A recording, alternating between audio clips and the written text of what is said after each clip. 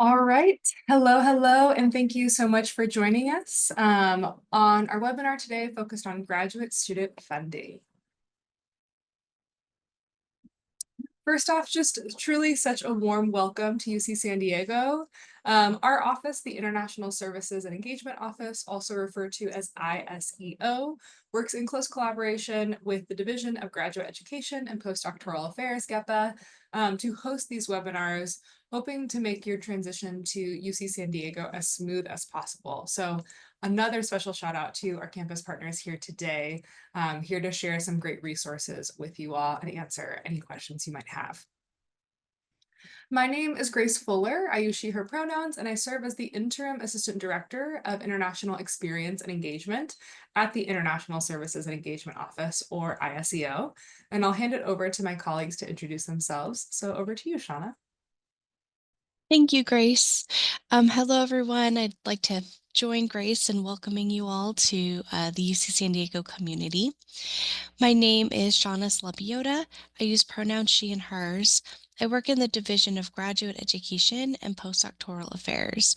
And part of my role is organizing the welcome activities for new incoming graduate and professional students. So we will definitely have a chance to interact as you start to prepare for joining your graduate programs. And I will pass it off to Jessica. Hi everyone, my name is Jessica Purifoy. We're so glad you are all here. I also work as part of the Division of Graduate Education and Postdoctoral Affairs with fellowships. And I will pass it on to Christina Key. Good morning. Welcome to UCSD. I'm Christine Aki from Student Financial Solutions, and I am a student account advisor. We also have Veronica here who will be in the back for questions. Wonderful. So a little bit of housekeeping before we begin. Please note that with this webinar, you are in listen-only mode, meaning you can hear us, but unfortunately, we can't hear you. So the main way we'll interact together today is through the Q&A feature on your Zoom menu bar. We do ask that when possible, keep your questions towards the end. We have a dedicated time for question and answer. Although if you're like me, sometimes you're like, oh, I don't want to forget this one question. So you can go ahead and submit it. And we will have folks monitoring the Q&A throughout the presentation today, but a dedicated time at the end. If for some reason we aren't able to answer your question, you can always contact us via icontact.ucsd.edu. And finally, we are recording, so you'll be able to view this webinar recording as well as all other previous webinar recordings at inewstudentwebinars.ucsd.edu and click on Fall 2025 Pre-Arrival Webinars. This is just a screenshot of what that Q&A feature might look like if you haven't utilized that before. And before we get into the content of today's session, we do have some first steps checklist and reminders. Hello, everyone. So I have a few reminders that come from our graduate admissions team. So you are probably familiar with your application portal by this time. This is where you would have gone to check to see the status of your application. And it's really key that you continue to be familiar with this portal as you are getting ready to begin your program. And I will show a screenshot of what this page looks like briefly, so just so you know. But particularly what I am asking you all to do is to check your list of to-do items, especially for the Statement of Legal Residence form. This is a form that is required for some programs, although not all programs. So it's really key that you look at your own portal to see if it is required and if you need to go ahead and take action on that. And again, the portal is personalized to you and what information you need to submit. So it's really key that you're checking that. I do want to just point out that most students are provisionally admitted at this time, and that just means that there is additional documentation that you will need to provide to our office in order to finalize your admission. I do want to make it clear that you do not, that you can start the process of applying for your visa and your immigration documents while you are provisionally admitted. So this should not hinder you, but it is still good to check and see what is required and to start to prepare to submit those documents. And if you have questions about your application or any of these items that I've discussed, please contact our grad admissions team, and the email address to do that is in the chat. So this is the screenshot of your application portal. And I will also mention that if you are a student who is entering a program at the Rady School of Management, your portal may look a little different. That's okay. That's just, it's just a little bit different for those programs.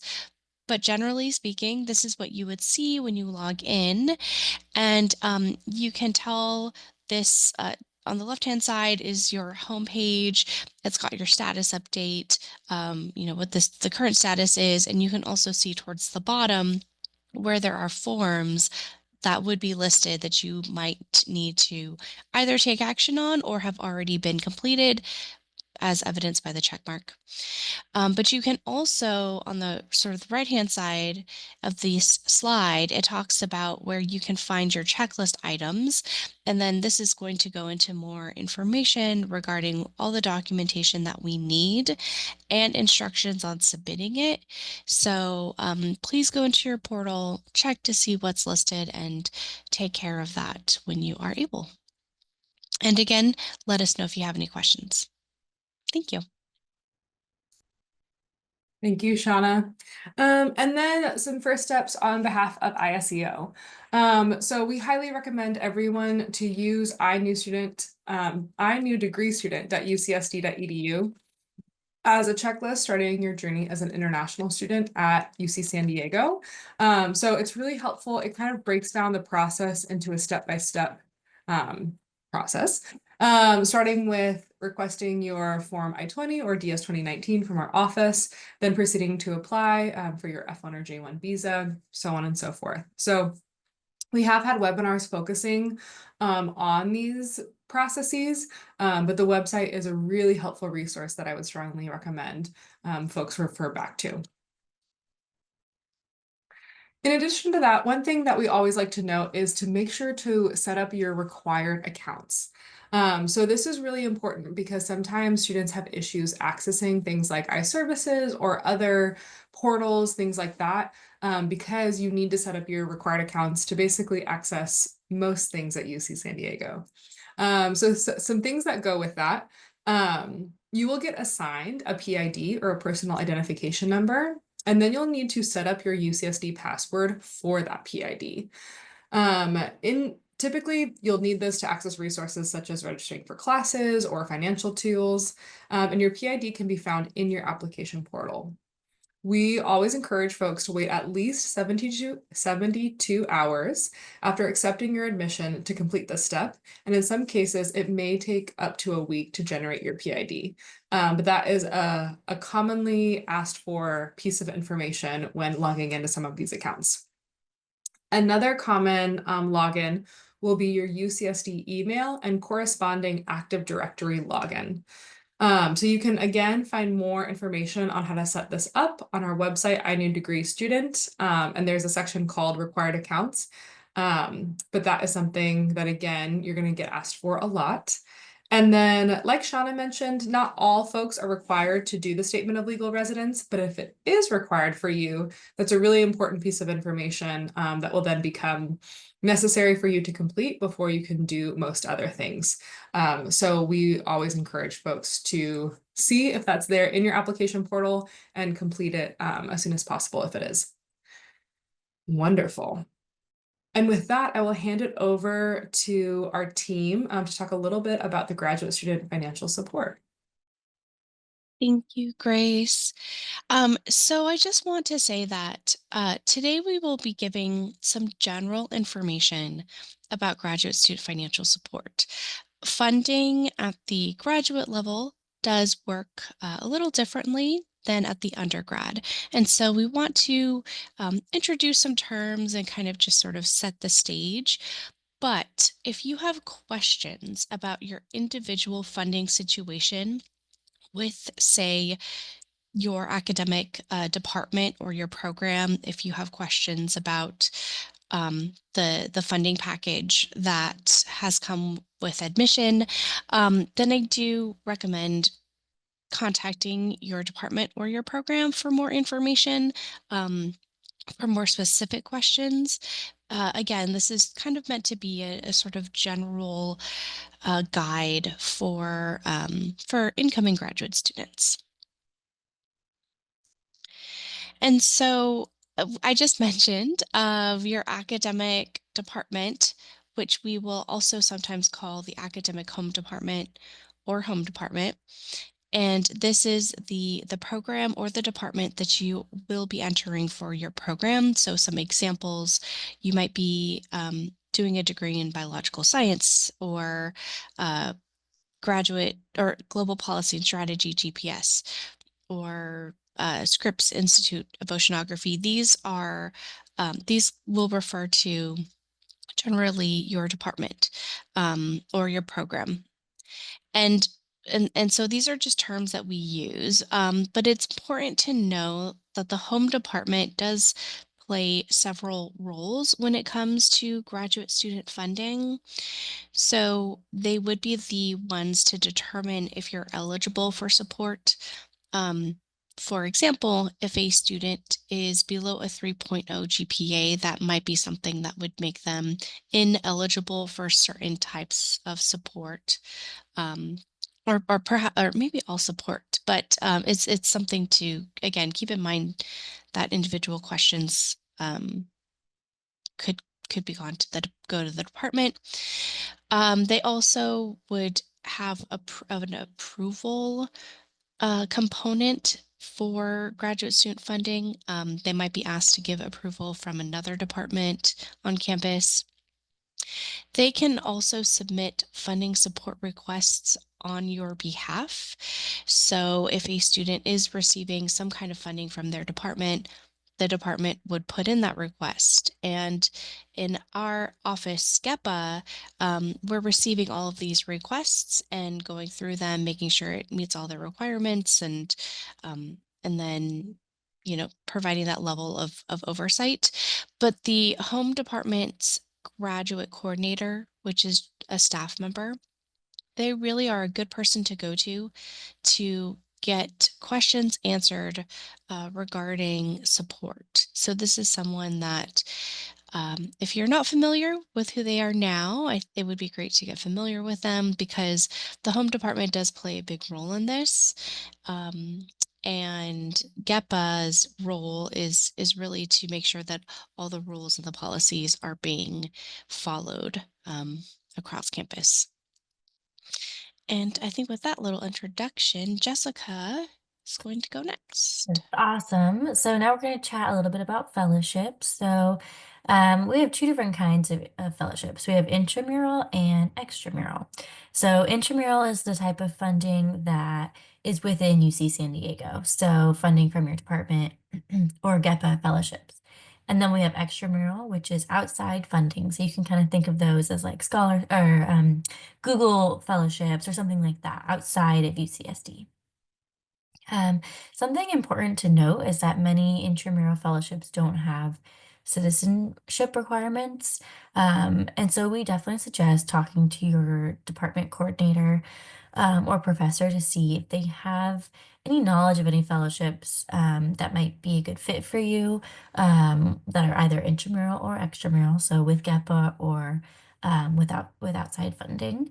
And they will definitely have specific information for you about every discipline, specific opportunities. So, for example, some fellowships are more for the humanities and some are for STEM. And so your own home department will have a lot of good information for you about specific fellowships.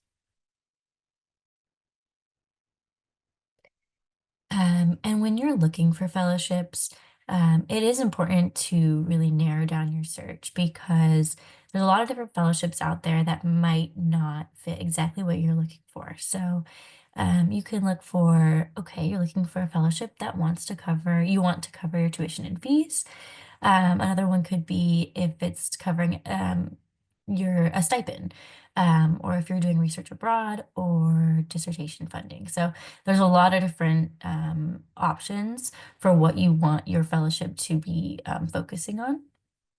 You can also be searching, um, how many years they require you to be in the program. Sometimes you're required to have already advanced to candidacy, and some require that you still have, for example, 3 more years before you complete your degree. So it is important to really read carefully what they're looking for and to see if you're a good fit. And then you can identify the type of award you're looking for. Is it for travel, training, research, or just a general scholarship?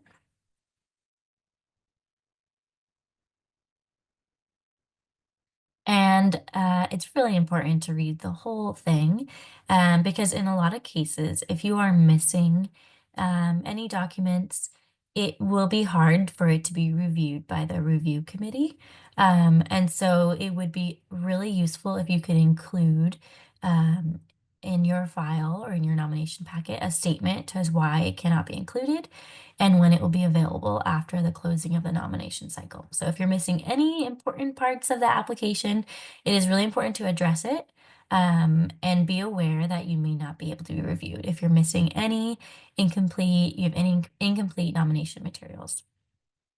And please look for eligibility requirements such as citizenship, is it a required language, or a certain demographic, or an institution. And then you're going to need to check all the application components. How many people will need to be involved in your application? Oftentimes you might need letters of reference. Um, maybe you need your department to nominate you. Will you need letters to prove eligibility? Who should sign? Does your application need to be processed by an on-campus authorized organization, representative, business official, institutional approval? So there's just a lot of different options for who your application may need to be processed by. And I really suggest that you take a look at the link here, the table of contents nomination packet sample. It's really useful. It has a list of a lot of examples of what a nomination packet would look like. And it can kind of give you an idea of what your personal statement would look like. The vast majority of extramural fellowships will require these forms and documents. It's best to conserve your time and energy on curtailing your CV and getting specialized letters of recommendation as needed. And remember that all nomination packets, accuracy and completeness are your responsibility.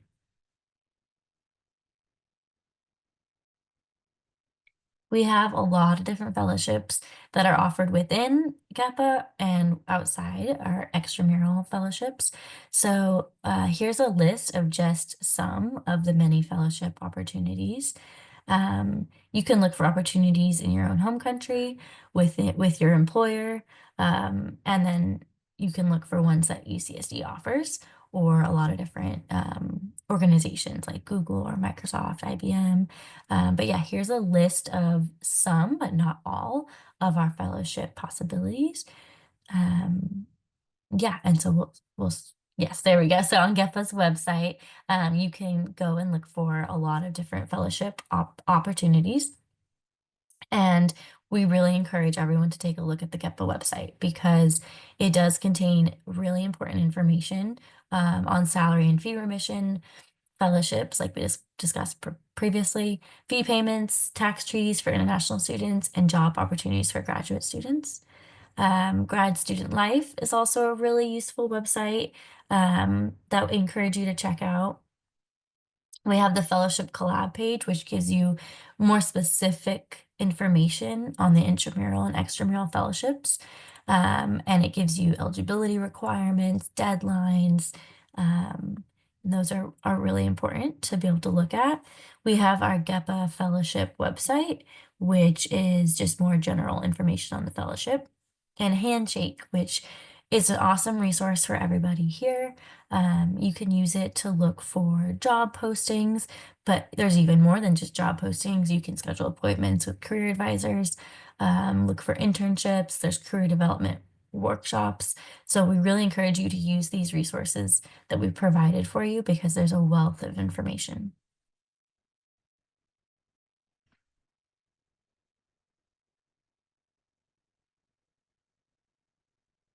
And then finally, yeah.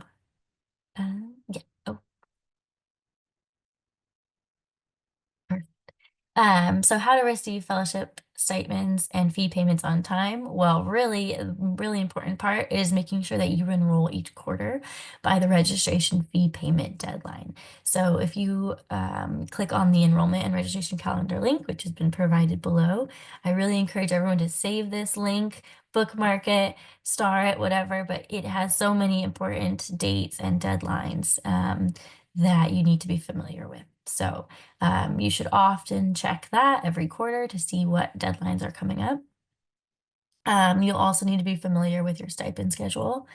If you do not receive your stipend payment by the date posted on the stipend schedule on the Student Financial Solutions website, you can submit a ticket and you can include your graduate coordinator as a watcher.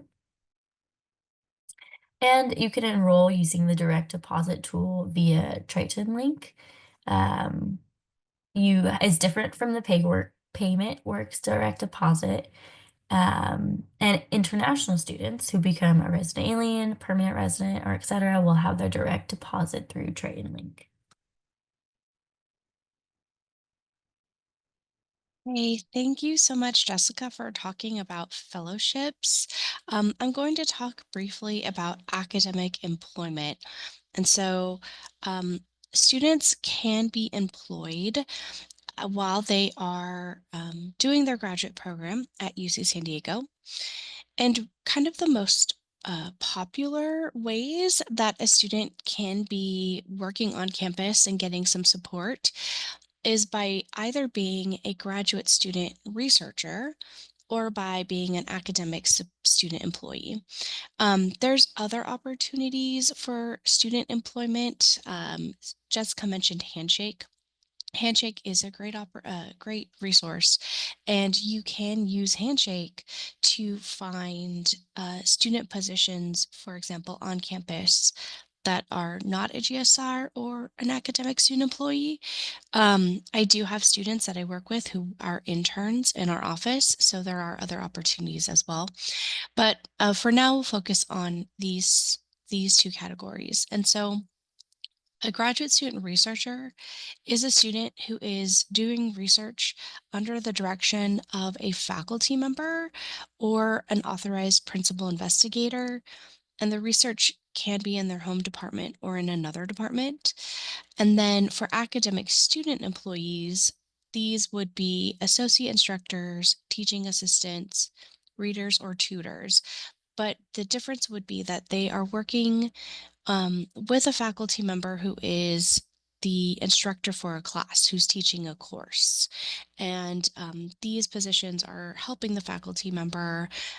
Perhaps they are doing grading of assignments. Maybe they're helping with office hours, answering questions from people who are enrolled in the class. But these are positions that we frequently see graduate students working while they are in their programs. And there's a lot of information about student employment on our website. I think Grace has, yes, thank you so much. There's a link in the chats for you to go ahead and take a look. But this is where you can find information such as current pay rates for various titles. You can also see what the eligibility guidelines are, also any benefits that might come with being an employee. There's a lot of those details are on the website, so I do encourage you to take a look because there's just a lot of information out there, and we won't be able to cover everything at today's session. Alrighty, so I'm going to go over holds briefly. We do have financial holds that are placed on student accounts for outstanding debts. These debts include, but are not limited to, amounts owed for tuition and fees, enrollment and registration fees, housing fees, library fees, and bookstore charges. Please make sure to clear these debts as soon as possible, because once the hold is placed on your account, it will prevent students from registering or dropping any courses that you currently have. If a birth hold or a financial hold is placed on your account, feel free to reach out to Student Financial Solutions so we can help remove it or provide information on how to get it removed.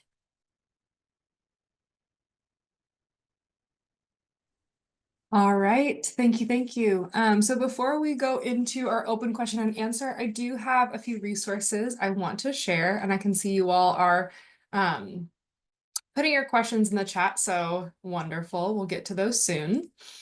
One resource that I always like to share is our guides. So I'll put this link in the chat. This is where you can find all of our guides, but two that are specifically helpful for our incoming students. One is our welcome guide. Our welcome guide is filled with checklists that kind of break down the information when you need it. So first, a checklist of before you start classes, then a checklist for preparing for arrival, and then a checklist for finally upon arrival. So our welcome guide kind of takes a lot of this information and hopefully puts it into more pieces that are a little bit easier to metabolize and read and see and all of that good stuff. So let's see if this will copy for me. Oh, it won't. So that's lovely. Then we also have our surf check guide. Our surf check guide was created for students by students, covering the most frequently asked questions by international students. So this surf check guide covers topics like housing, arranging transportation from airport to campus, setting up a phone account, a bank account, and more.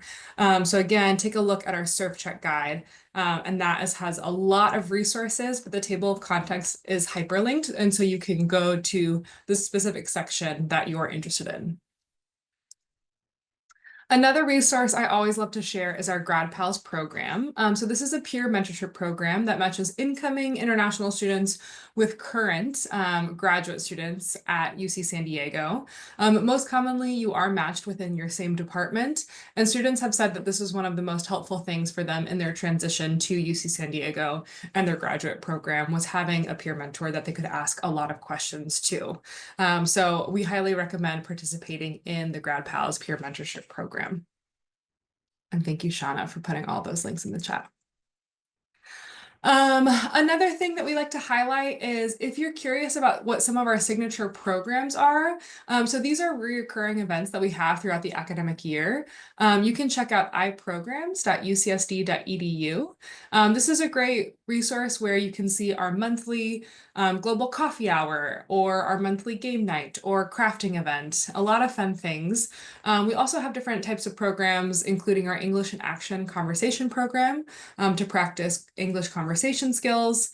We have our Triton Trekkers program, which is our collaboration with Outback Adventures, exploring our beautiful backyard of San Diego, our International Student Advisory Council. So a lot of different programs that you can get excited about and learn more about at this page.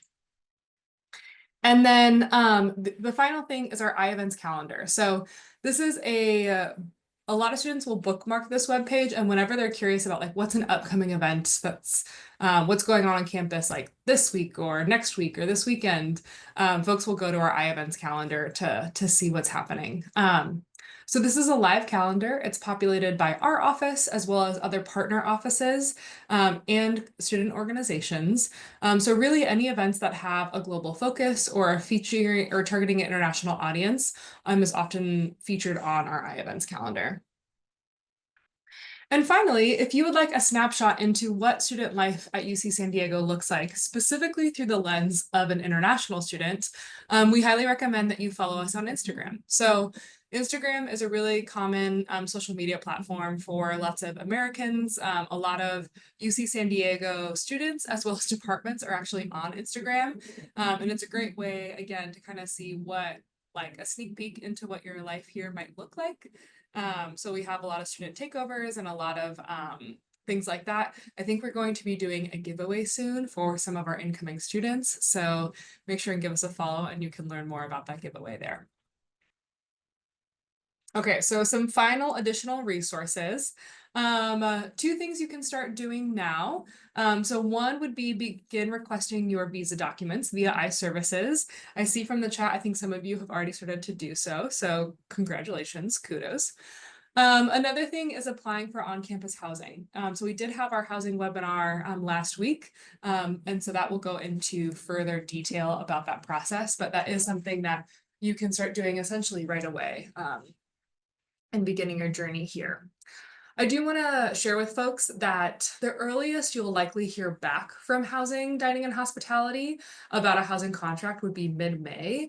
But while they start sending out contracts in mid-May, but they only send out contracts 60 days prior to the requested move-in date you put on your application.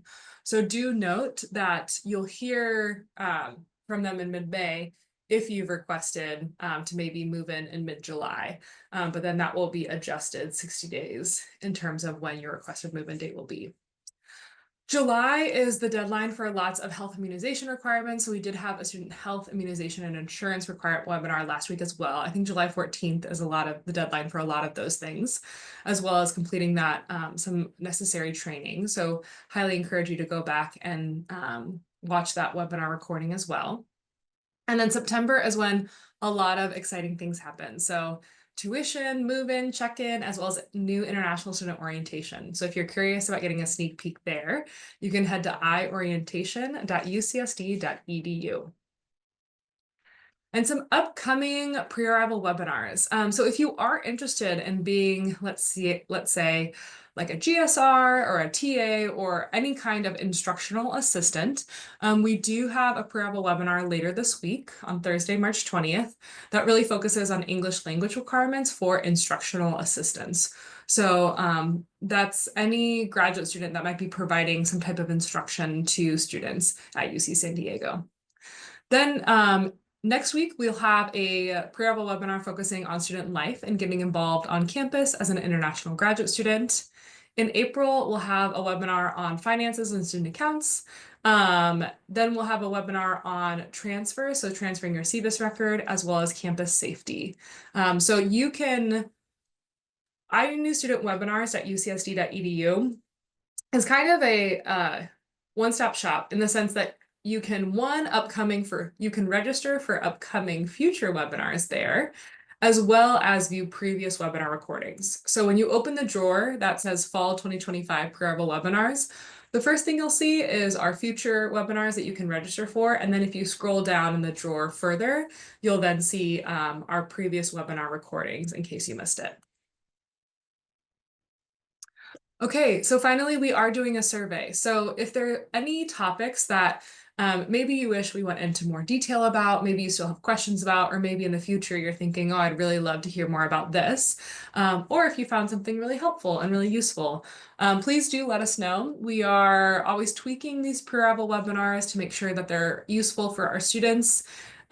Additionally, we also will take that feedback, and if there's any information that we want to emphasize during orientation that maybe students had a lot of questions about during pre-arrival webinars, we tailor the content that way as well. So we do value your feedback, and I do think that you'll be entered into a gift card giveaway for completing the survey. So go ahead and take some time to complete that. All right, so it looks like we have some questions in the chat. So I'll go ahead and maybe start to answer some of these because a few of them are related to, I think, the I-20 process and applying for your visa. Okay, so this first question asks, would the scholarship awarded get deducted from the overall cost of attendance during the I-20 form generation?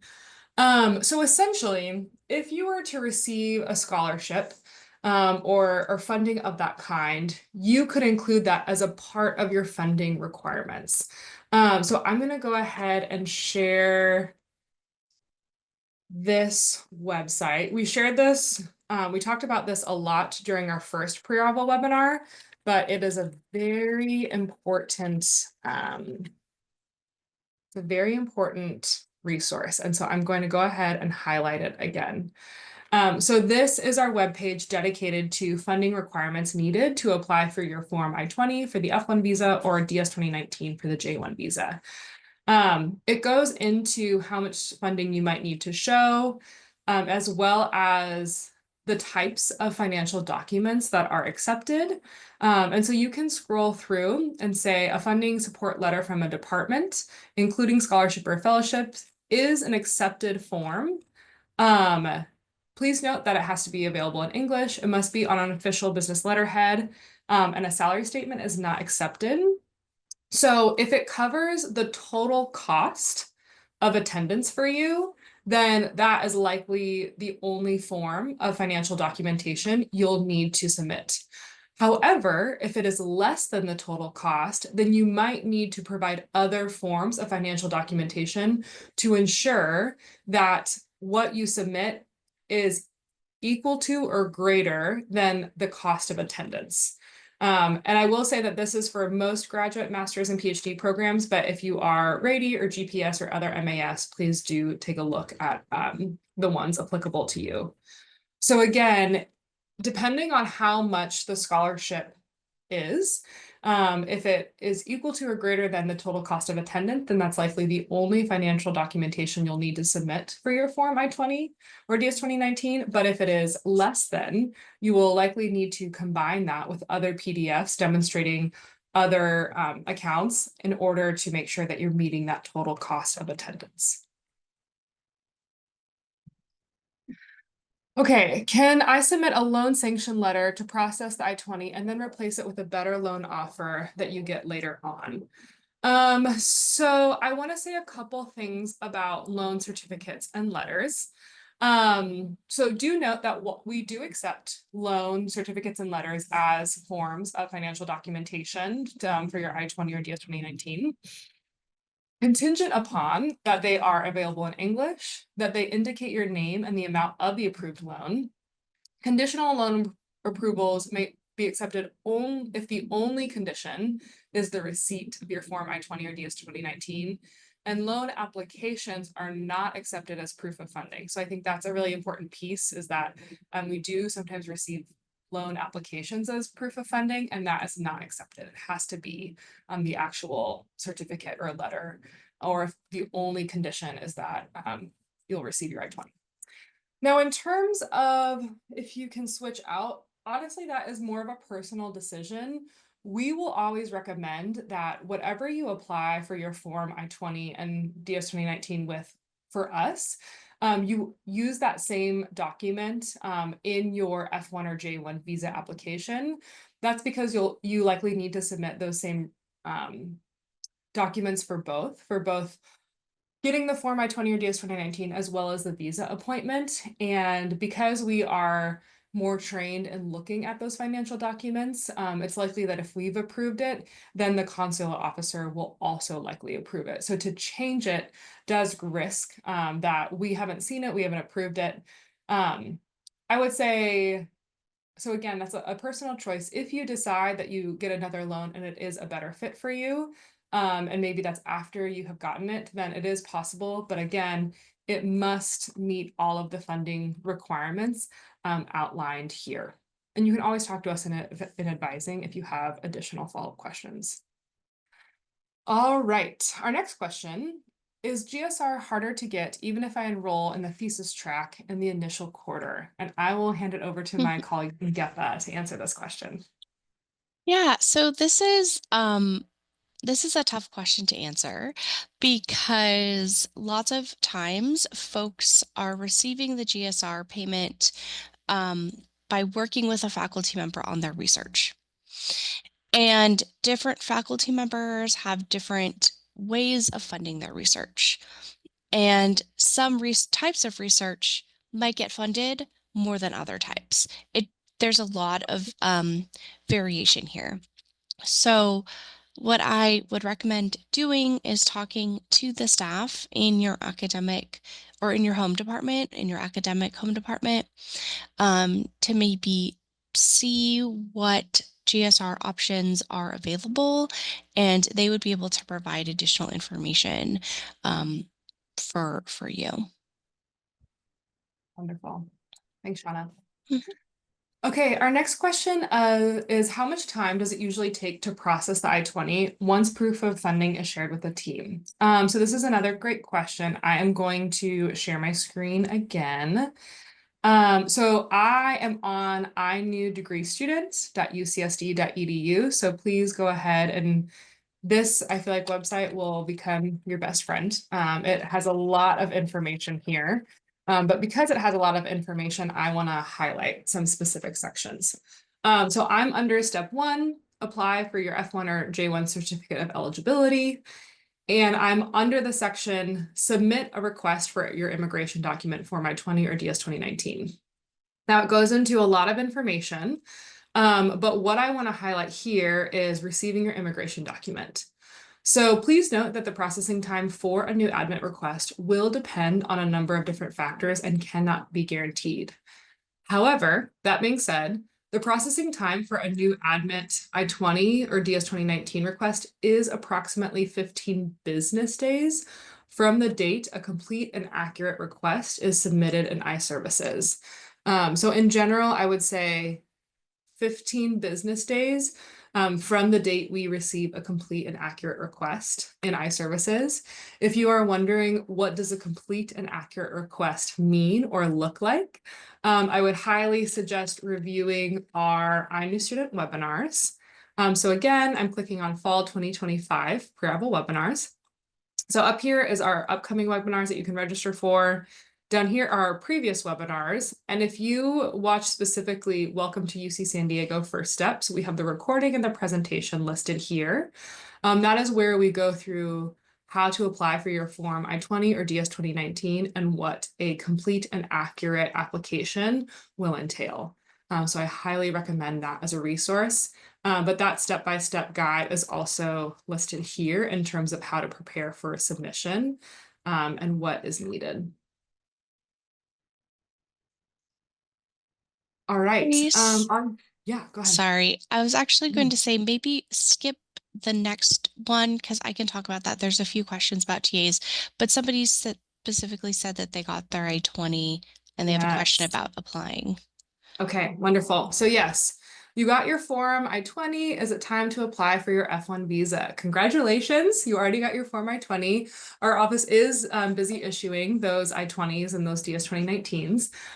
So you're correct in the sense that the next step is then applying for your F1 visa. So again, this is all under step 1, and you can see your first step is setting up your card accounts. Your second step is preparing submission for your Form I-20, then it's submitting the request, and then it's actually applying for the visa stamp. So this is where it goes into greater detail of what is the F1 or J1 visa, paying the CVIS fee, submitting your DS 160 and scheduling your visa interview, preparing for your visa interview, and then finally receiving your visa stamp. So I would use this as a checklist in terms of you have your I-20, now you need to apply for your F1 visa. I would say the complement to this would be our applying for that US visa pre-arrival webinar. So this goes over that information in greater detail. This first webinar talks about how to submit your request for the Form I-20 or DS 2019. The second one talks about once you have your Form I-20 or DS 2019, how you then apply for your US visa. So it's listed here as a checklist, but it's also covered here in our pre-arrival webinar. Thank you, Grace. So there are a few questions about TAs and GSRs that have come in that I want to touch upon. So a few people have asked about applying for TA positions. We do have an online system where folks can search for TA opportunities. I am not sure if you have access to it as an incoming student. So that piece of it is what I'm not clear on. However, we do have our webinar coming up on Thursday in 2 days, where we are going to do a deeper dive into the TAA application process. So I am going to ask that if you don't already have that on your schedule, to take note of Thursday's webinar. It will also be recorded as well. So if you're not able to join us live, you can watch the recording afterwards. So I just wanted to touch upon that. And there was somebody that said, that is asking about the timing of approaching people to ask about GSR or academic employment, and who are you supposed to talk to. So I'm going to answer the second part first, and that really would be folks in your graduate program, in your graduate department or your home department. So you could talk to the staff members there if you have questions about employment. You can also talk to faculty members to see what their needs might be in regards to having people working in their research group. So that's the second part. And really, in terms of timing, there's really no, well, actually, I sort of take that back. I think when it comes to GSR positions where you're helping a faculty member with your research or with their research, I think there's more flexibility in terms of when they might need someone, and therefore when they might be looking for some help. When it comes to the academic student employee positions, so if you are going to be a teaching assistant or an instructional assistant, those do work on the schedule of our quarter system. So somebody generally is, they would have that appointment from the beginning of the quarter through all the way through finals. And then the next quarter would start a new appointment. So that scheduling is more like it's a more regular schedule. GSR is a little bit more flexible, but again, really talk to the folks in your department for more information about that. Mhm.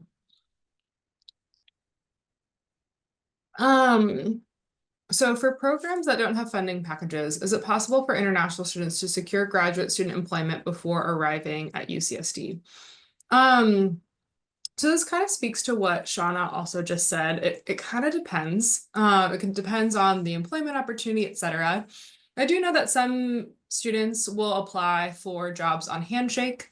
I think a lot of the times, yeah, there's different opportunities. Also, honestly, something I might recommend is even signing up for the Grad Pals peer mentorship program, because sometimes you can ask a current graduate student in your department of like, hey, what job opportunities might be available for an incoming student? When would you recommend approaching a professor for a GSR or for a TA?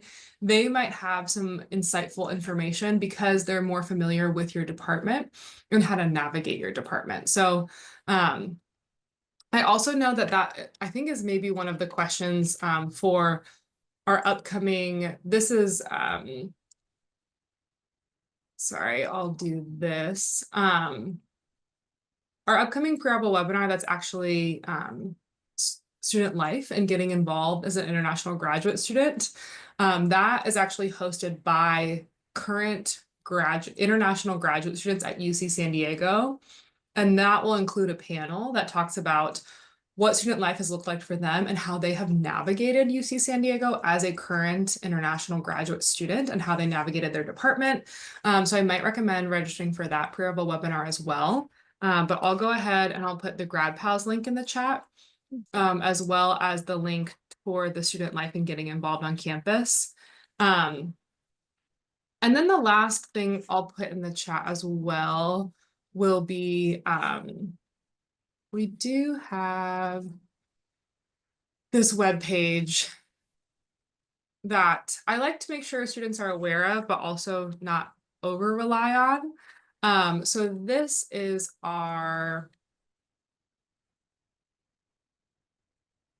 scholarships, fellowships, and grants for international students. So when we learn of a scholarship or a fellowship or a grant that might be eligible for international students, we do our best to add it to this page. So as you can see, there are general scholarship, women's scholarship, regional scholarship, other grants and fellowship opportunities, etc. And so students can click through this. I will say that I think Jessica mentioned this earlier. Typically, your department has a better pulse of what might be relevant in your department related to your field of study. So please note that this is not an exhaustive list. I'll also say that in order to use any of this funding for your Form I-20 or DS 2019, you will already have needed to be approved and awarded for this scholarship. So I wouldn't over rely on this as a resource. However, I do want to make sure that this is a resource that students are aware of. So I think that there's a lot of different possibilities depending on the type of opportunity you're looking at. But there are some things to keep in mind when pursuing those opportunities. Okay, so our next question is, I would like to know the best channel or way to network with new and admitted current graduate students and engage in conversations in order to get to know campus life and future colleagues. Great question. Love all of these. So one, I highly recommend that you sign up for our Grad Pals peer mentorship program. I put that in the chat. I think that would be a great way to get to know current grad students and engage with conversations about campus. The other thing I'll say is come to our pre-arrival webinar focusing on student life and getting involved on campus, because you can actually ask current graduate students questions that you might have about any hot topics you'd like to learn about. And then finally, I will say that our iTriton course, so that is a online orientation course that you must complete over the summer, June, July, August. It does have discussion boards where you get to interact with other incoming international graduate students and get to know who might be in your department or what our other students have curious about, have questions about, etc. And so there is an opportunity to interact with some other incoming students.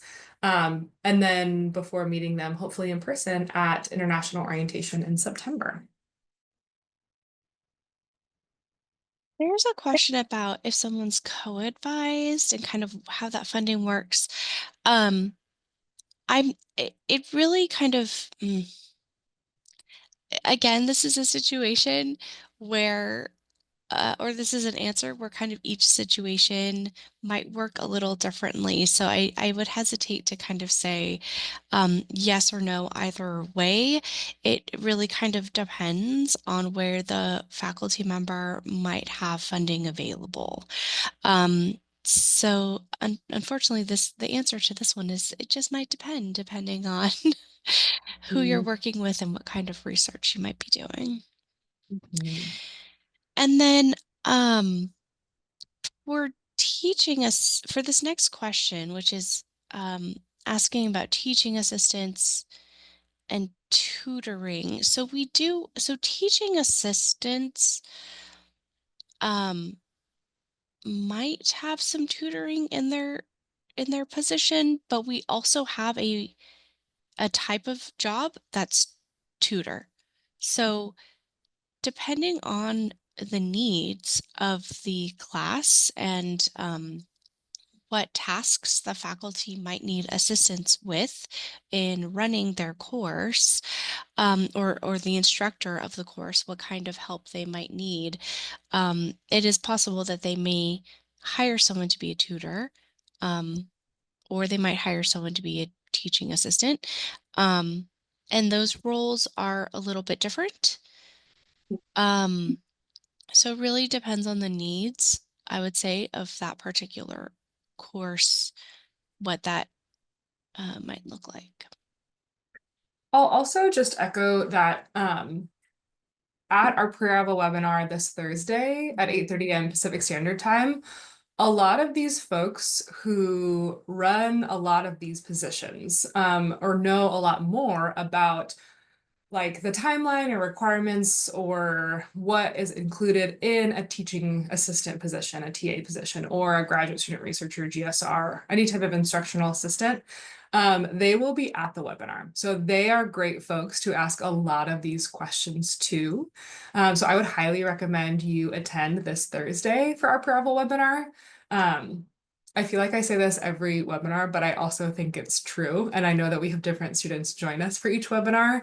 UC San Diego is a really large campus. There's a lot of offices. And so I think there's a lot of people who are experts in their field of expertise, right? And so sometimes it's needing to talk to the right person who is that expert. And so we do our best to kind of gather all these people together and bring in these experts in order to answer your questions. And that's why we offer so many different pre-arrival webinars, because there's so many different topics and questions to address. And so we want to make sure that we're getting you the right answer, and you're talking to the people that you need to be talking to. So I think that this is a great question, and a lot of these questions that I've seen come through are great questions for our upcoming Pre-Arrival webinar on Thursday. So I hope you'll join us. All right, that is all of our questions in the Q&A. Wonderful. Christina, I appreciate you. I feel like you thank us every time, and I want to thank you for your gratitude. It is truly appreciated. So yes, we do love hosting this for you all, and we're excited to already begin supporting you, issuing your forms I-20s and DS 2019s, and hosting these Pre-Arrival webinars. And we're excited to meet you in September, but hopefully before then, see you at an upcoming webinar. All right, take care, everyone. Have a great rest of your day.